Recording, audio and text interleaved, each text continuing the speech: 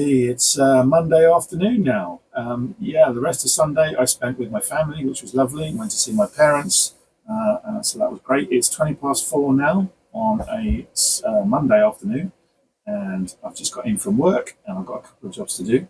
So while I was at work today, eBay did its thing, and I was lucky enough to sell two sets of floats. So I've got to package those up and get them sent out. And I also have, and you can see them just here, some perch bobbers to work on. I'll tell you a little bit more about those in a minute. But yeah, first of all, let's get those floats packaged up so I can send them out to the customer. We're just beginning to package up the floats. It turns out that one customer has bought two sets of floats, so thank you very much for that. Because they bought two sets of floats, they get a free sticker. Ooh, everyone loves a sticker. Designed by Ali, the amazing Ali, brilliant. So yeah, so everyone gets a free sticker if they buy more than one set of floats in a single purchase. So yes, here's the envelope. I've got to put the label on the envelope. It goes on there, so that's already addressed.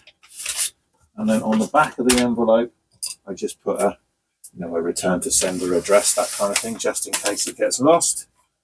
So just do that. There we are. That's done. So just tuck the sticker inside the packet so it doesn't get lost. And both sets of floats go into the envelope, like so, and seal it up.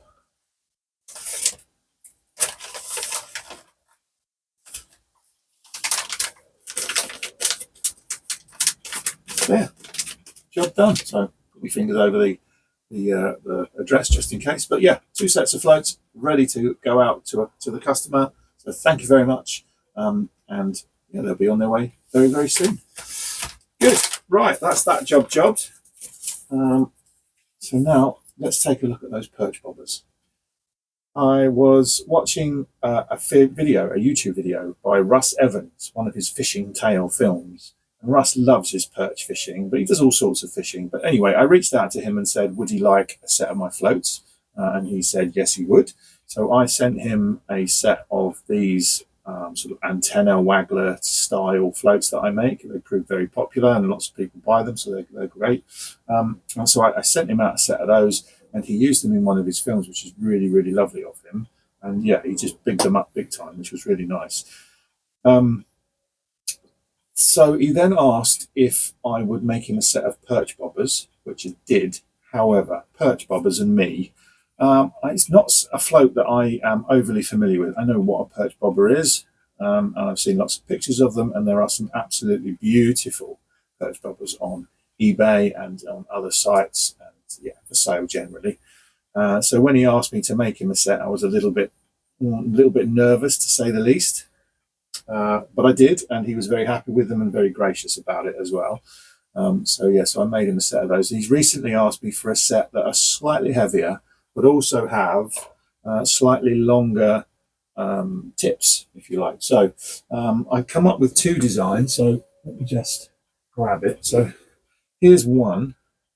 So that's the Perch Bobber sort of Mark 1 I've made. So he's asked for a much longer tip on here. So that's the first one I did, but I found it a little bit bulbous. I don't know why. I think it looks a bit more like a grayling float, maybe, or a sort of trotting float. But anyway, so that was plan A, and this is plan B, or the second design. So very, very similar, same colours. Actually, if we compare the two of them together, you can see that the tops are actually really quite different. They're about the same cocking weight, but the stem here is much longer, and it's much flatter. And if the camera sort of picks that up, it's much flatter. So yeah, so the two designs I've made. I've just got to finish these now. These are going to need their final coat of varnish. I've already shotted them. So he wanted a set of 4BB and a set of 5B, and I've been really lucky. I've managed to get that just right. So I made him a set in red and a set in green. You can see those behind them perhaps. Yeah, so a set in red and a set in green. One set is 4BB and one set's 5BB. So yeah, what I need to do now is give them a final coat of varnish and then hang them up to dry. So that's what I'm going to do now.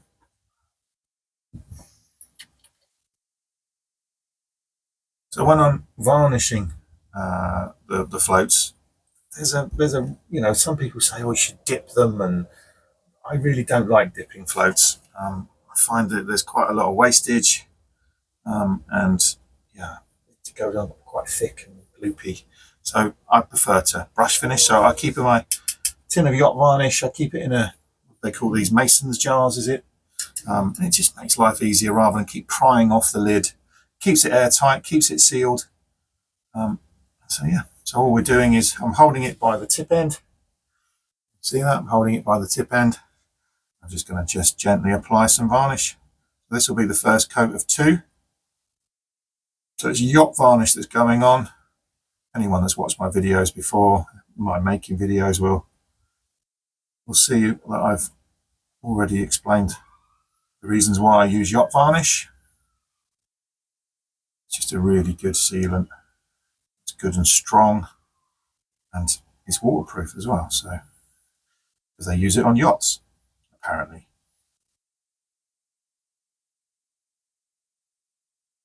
So perch bobbers and I have a bit of a thing. I don't really fish with them, and I'm not that confident at making them.